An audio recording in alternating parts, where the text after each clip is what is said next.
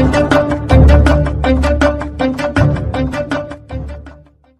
గురుభ్యో నమః శ్రీమాత్రే నమః. మిత్రులందరికీ నమస్కారం. గురుభ్యో నమః శ్రీమాత్రే నమః. మిత్రులందరికీ నమస్కారం. ఈరోజు ఒక అద్భుతమైనటువంటి వీడియోను చెప్పడం జరుగుతుంది. అదేమిటంటే హనుమత్ జయంతి, హనుమత్ విజయోత్సవం 12వ తారీఖు రేపు ఉంది. కాబట్టి ఆ రోజు మీరు ఆంజనేయ స్వామి వారి ఆరాధన చేసినట్టయితే మీకున్నటువంటి సకల అరిష్టాలు తొలగిపోవడం జరుగుతుంది. మీకున్నటువంటి బాధలన్నీ కూడా తొలగిపోవడం జరుగుతుంది. అత్యద్భుతమైనటువంటి శక్తివంతమైనటువంటి హనుమత్ విజయోత్సవం సందర్భంగా ఈ ఆంజనేయ స్వామి వారి ఆరాధన చేసినట్టయితే మంచి ఫలితాన్ని అయితే మీరు పొందడం జరుగుతుంది. కాబట్టి ఈ మంచి అవకాశాన్ని ఎవరు కూడా వదులుకోకుండా ఈ వీడియో చూసిన వారు అందరూ కూడా ఈ సాధనను చేయొచ్చు. అలాగే షేర్ చేసి అందరి ద్వారా కూడా ఈ సాధన చేస్తే మంచి ఫలితం అయితే వస్తుంది. మనకు ఎలాంటి పని చేసినా కూడా కలిసి రానప్పుడు, వ్యాపారంలో నష్టం ఉన్నా, ఇంట్లో ఆరోగ్యాలు బాగలేకపోయినా, అలాగే ఇంటికి ఏదైనా సంబంధించి గ్రహవాస్తు బాగలేకపోయినా కూడా, మనకు చెడు జరుగుతున్నప్పుడు కూడా ఈ మంత్రాన్ని మనము ఈ సాధనను రేపు చేస్తే మంచి ఫలితాన్ని అయితే పొందగలుగుతాం. మనకు చెడు నుంచి విముక్తి కలుగుతుంది. శక్తివంతంగా పనిచేసేటటువంటి హనుమత్ మంత్ర సాధన ఏమీ లేదు. ఈ మంత్ర సాధన ప్రతి ఒక్కరు కూడా చేయవలసింది, ప్రతి ఒక్కరు కూడా తెలిసిందే. కానీ రేపు హనుమత్ విజయోత్సవం, హనుమాన్ జయంతి కాబట్టి రేపు చేస్తే మంచి ఫలితం ఉంటుంది. రేపు కాకుండా ఈ వీడియోను రేపు చూడకుండా, ఈరోజు కానీ చూడకుండా చూసినట్టయితే వచ్చే శనివారం కూడా, మంగళవారం కానీ శనివారం కానీ కూడా ఈ సాధన చేసుకోవచ్చు. ఎప్పుడు చేసినా కూడా ఆంజనేయ స్వామి కృపా కటాక్షాలు లభిస్తాయి. మీరు అనుకున్నటువంటి పనులన్నీ కూడా సకాలంగా నెరవేరుతాయి. మంచి శుభ ఫలితాలు జరుగుతాయి. గ్రహ బాధ, భూత ప్రేత పిశాచ బాధలు తొలగిపోతాయి. మీకున్నటువంటి మానసికమైనటువంటి ఒత్తిళ్లు కూడా తొలగిపోతాయి. ధనము నిల్వ ఉంటుంది. ఆంజనేయ స్వామిని కొలిచిన వారికి ఎప్పుడు కూడా అపజయం అనేది ఉండదు. కాబట్టి ఆ బాల బ్రహ్మచారిని భక్తి శ్రద్ధలతో పూజ చేసి ఆయన ఆరాధన చేస్తే తప్పకుండా మంచి ఫలితాన్ని పొందుతాం.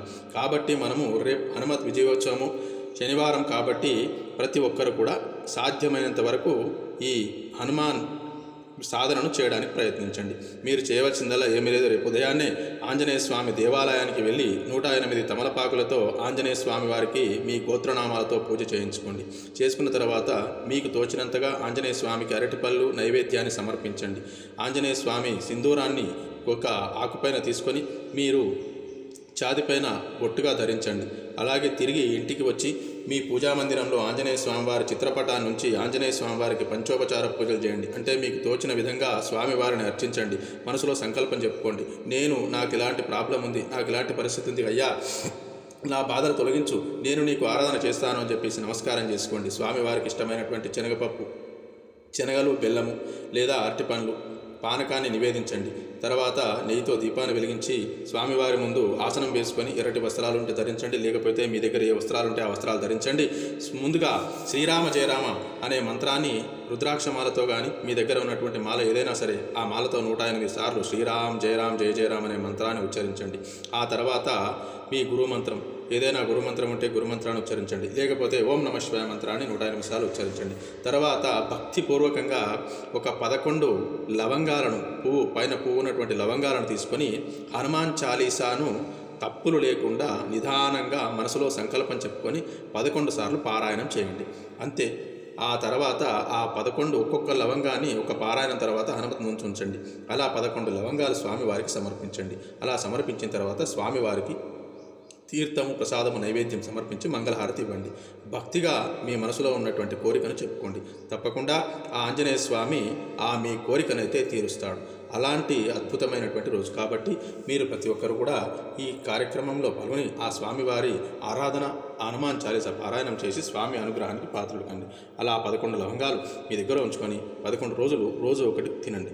ఆ తర్వాత మీరు ప్రతినిత్యం కూడా వీలైతే ఉదయాన్నే లేచి స్వామివారికి 2 అగరబత్తులు వెలిగించి ఒకసారి కానీ లేదా 5 సార్లు కానీ హనుమాన్ చాలీసా పారాయణం చేసుకున్నట్టయితే మీకు ఎలాంటి దుష్ట, భూత, ప్రేత, పిశాచ బాధలు ఉండవు. అలాగే హనుమత్ రక్ష మీకు ఎప్పటికీ ఉంటుంది. ఆంజనేయ స్వామి కృపాకటాక్షాలు పొంది సకల శుభాలతో, అష్టైశ్వర్యాలతో, ఆయురారోగ్యాలతో ఉంటారు. ఆంజనేయ స్వామిని ఆరాధించిన వారికి ఎప్పుడు కూడా కష్టాలు రావు.